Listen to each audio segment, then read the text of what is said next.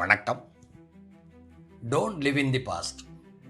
ஒற்றை வரியில் ஒட்டுமொத்த வாழ்க்கையின் தத்துவமே அடங்கியிருக்கிறது. கடந்த காலத்தை எண்ணி கவலைப்படுவதால் எதுவும் நடக்கப் போவதில்லை. தமிழ் அழகான மொழி. ஒவ்வொரு சொல்லுக்கும் பொருள் உண்டு.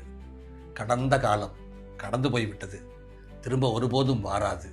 ஆகவே கடந்த காலத்தில் இழந்த உறவுகளை, தொலைத்த வாய்ப்புகளை, அந்த துன்பங்களை, வருத்தங்களை, கவலைகளை திரும்ப திரும்ப எண்ணி எண்ணி நம்மை நாமே இழந்துவிட்டு நிகழ்காலத்தையும் தொலைத்து போனால் நிம்மதி என்பது ஒருபோதும் நமக்கு கிடைக்காது.